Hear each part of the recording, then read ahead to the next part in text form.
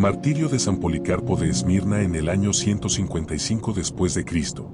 La Iglesia de Dios, establecida en Esmirna, a la Iglesia de Dios, establecida en Filadelfia, y a todas las partes de la Iglesia Santa y Católica extendida por todo el mundo, que la misericordia, la paz y el amor de Dios Padre y nuestro Señor Jesucristo sobreabunde en vosotras.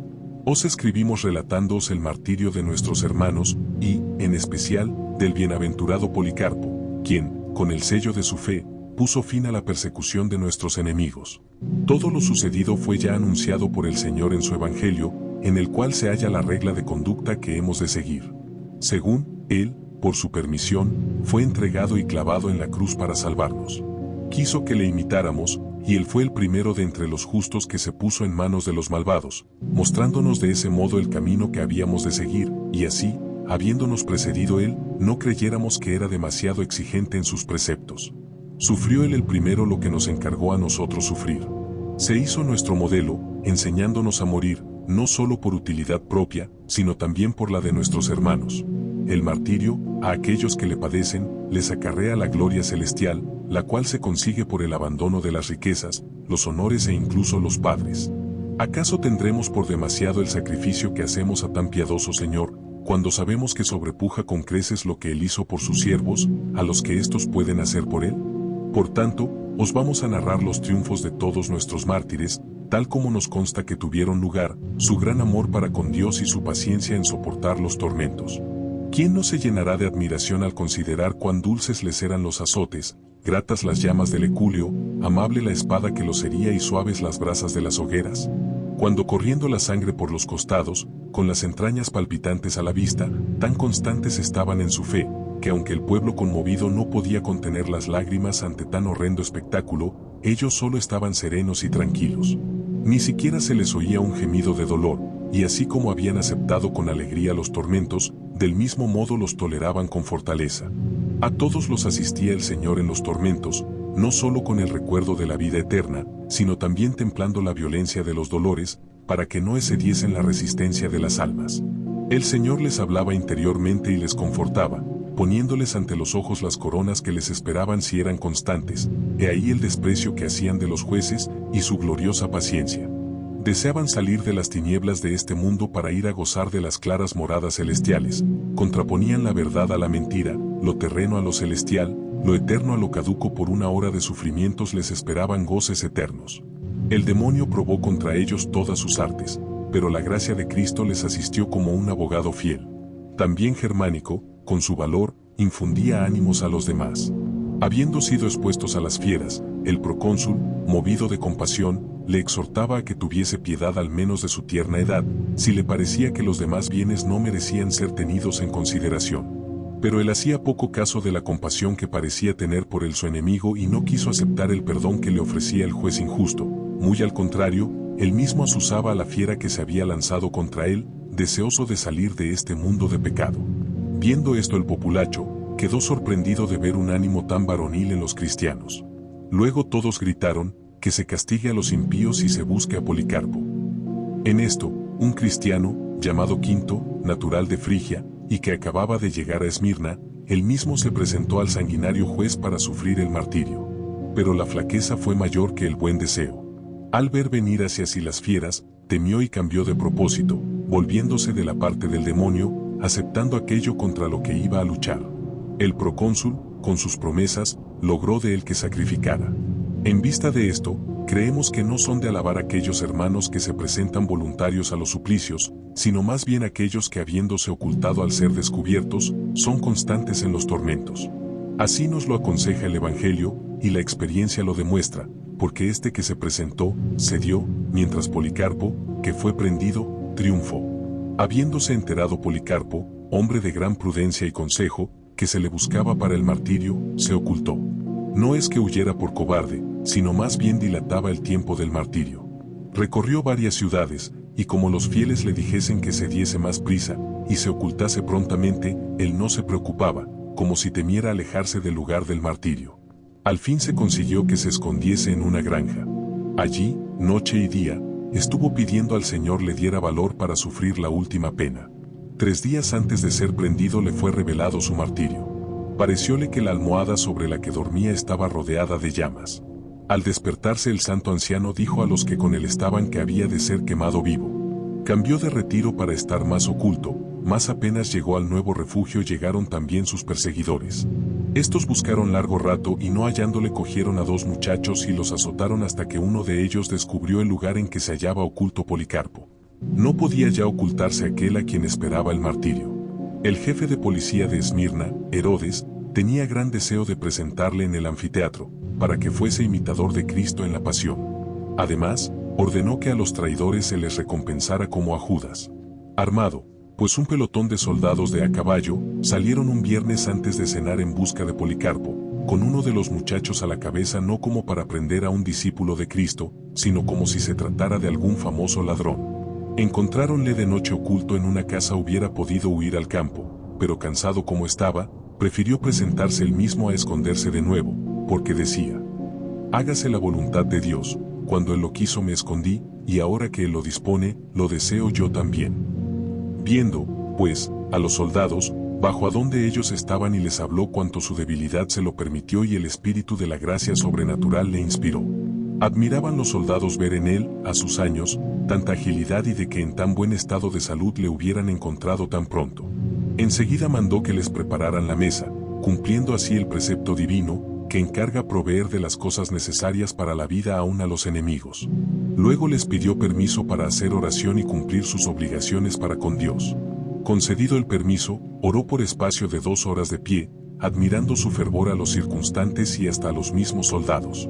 Acabó su oración, pidiendo a Dios por toda la iglesia, por los buenos y por los malos, hasta que llegó el momento de recibir la corona de la justicia, que en todo momento había guardado.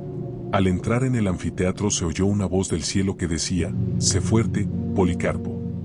Esta voz solo la oyeron los cristianos que estaban en la arena, pero de los gentiles nadie la oyó. Cuando fue llevado ante el palco del procónsul, confesó valerosamente al Señor, despreciando las amenazas del juez. El procónsul procuró por todos los medios hacerle apostatar, diciéndole tuviera compasión de su avanzada edad, ya que parecía no hacer caso de los tormentos. ¿Cómo ha de sufrir tu vejez?, le decía, lo que a los jóvenes espanta. Debe jurar por el honor del César y por su fortuna. Arrepiéntete y di, mueran los impíos. Animado el procónsul, prosiguió, jura también por la fortuna del César y reniega de Cristo. 86 años ha, respondió Policarpo, que le sirvo y jamás me ha hecho mal, al contrario, me ha colmado de bienes. ¿Cómo puedo odiar a aquel a quien siempre he servido, a mi maestro, mi salvador, de quien espero mi felicidad, al que castiga a los malos y es el vengador de los justos? Mas como el procónsul insistiese en hacerle jurar por la fortuna del César, él le respondió: ¿por qué pretendes hacerme jurar por la fortuna del César? ¿Acaso ignoras mi religión? Te he dicho públicamente que soy cristiano, y por más que te enfurezcas, yo soy feliz. Si deseas saber qué doctrina es esta, dame un día de plazo, pues estoy dispuesto a instruirte en ella si tú lo estás para escucharme. Repuso el procónsul: da explicaciones al pueblo y no a mí.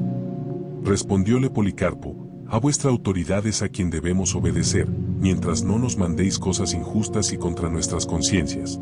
Nuestra religión nos enseña a tributar el honor debido a las autoridades que dimanan de la de Dios y obedecer sus órdenes. En cuanto al pueblo, le juzgo indigno, y no creo que deba darle explicaciones. Lo recto es obedecer al juez, no al pueblo. A mi disposición están las fieras, a las que te entregaré para que te hagan pedazos si no desistes de tu terquedad, dijo el procónsul. Vengan a mí los leones, repuso Policarpo, y todos los tormentos que vuestro furor invente, me alegrarán las heridas, y los suplicios serán mi gloria, y mediré mis méritos por la intensidad del dolor. Cuanto mayor sea este, tanto mayor será el premio que por él reciba. Estoy dispuesto a todo, por las humillaciones se consigue la gloria. Si no te asustan los dientes de las fieras, te entregaré a las llamas. Me amenazas con un fuego que dura 1 hora, y luego se apaga y te olvidas del juicio venidero y del fuego eterno, en el que arderán para siempre los impíos. ¿Pero a qué tantas palabras? Ejecuta pronto en mí tu voluntad, y si hallas un nuevo género de suplicio, estrénalo en mí. Mientras Policarpo decía estas cosas, de tal modo se iluminó su rostro de una luz sobrenatural, que el mismo procónsul temblaba. Luego gritó el pregonero por 3 veces: Policarpo ha confesado que es cristiano. Todo el pueblo gentil de Esmirna, y con él los judíos, exclamaron: Este es el doctor de Asia, el padre de los cristianos, el que ha destruido nuestros ídolos y ha violado nuestros templos, el que prohibía sacrificar y adorar a los dioses. Al fin ha encontrado lo que con tantos deseos decía que anhelaba. Y todos a una pidieron al asiarca Filipo que se lanzara contra él un león furioso, pero Filipo se excusó, diciendo que los juegos habían terminado.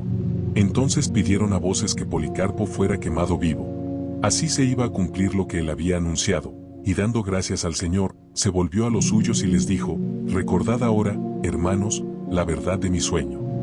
Entretanto, el pueblo acude corriendo a los baños y talleres en busca de leños y sarmientos. Cuando estaba ardiendo la hoguera, se acercó a ella Policarpo, se quitó el ceñidor y dejó el manto, disponiéndose a desatar las correas de las sandalias, lo cual no solía hacer él, porque era tal la veneración en que le tenían los fieles, que se disputaban este honor por poder besarle los pies. La tranquilidad de la conciencia le hacía aparecer ya rodeado de cierto esplendor aún antes de recibir la corona del martirio. Dispuesta ya la hoguera, los verdugos le iban a atar a una columna de hierro, según era costumbre, pero el santo le suplicó, diciendo: permitime quedar como estoy, el que me ha dado el deseo del martirio, me dará también el poder soportarlo, él moderará la intensidad de las llamas. Así, pues, quedó libre, solo le ataron las manos atrás y subió a la hoguera. Levantando entonces los ojos al cielo exclamó: oh, Señor, Dios de los ángeles y de los arcángeles, nuestra resurrección y precio de nuestro pecado, rector de todo el universo y amparo de los justos. Gracias te doy porque me has tenido por digno de padecer martirio por ti, para que de este modo perciba mi corona y comience el martirio por Jesucristo en unidad del Espíritu Santo, y así, acabado hoy mi sacrificio, veas cumplidas tus promesas. Seas, pues bendito y eternamente glorificado por Jesucristo Pontífice omnipotente y eterno, y todo os sea dado con él y el Espíritu Santo, por todos los siglos de los siglos. Amén. Terminada la oración fue puesto fuego a la hoguera, levantándose las llamas hasta el cielo. Su martirio fue muy superior, y todo el pueblo le llama a su maestro.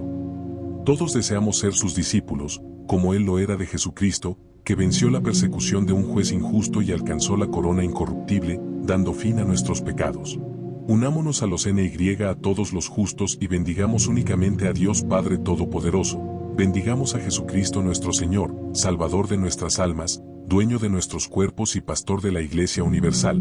Bendigamos también al Espíritu Santo por quien todas las cosas nos son reveladas. Repetidas veces me habíais pedido os comunicara las circunstancias del martirio del glorioso Policarpo, y hoy os mando esta relación por medio de nuestro hermano Marciano.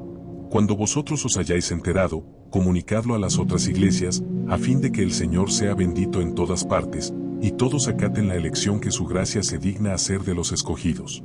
Él puede salvarnos a nosotros mismos por Jesucristo nuestro Señor y Redentor, por el cual y con el cual es dada a Dios toda gloria, honor, poder y grandeza, por los siglos de los siglos. Amén. Saludad a todos los fieles, los que estamos aquí os saludamos. Asimismo os saluda Evaristo, que esto ha escrito, os saluda con toda su familia.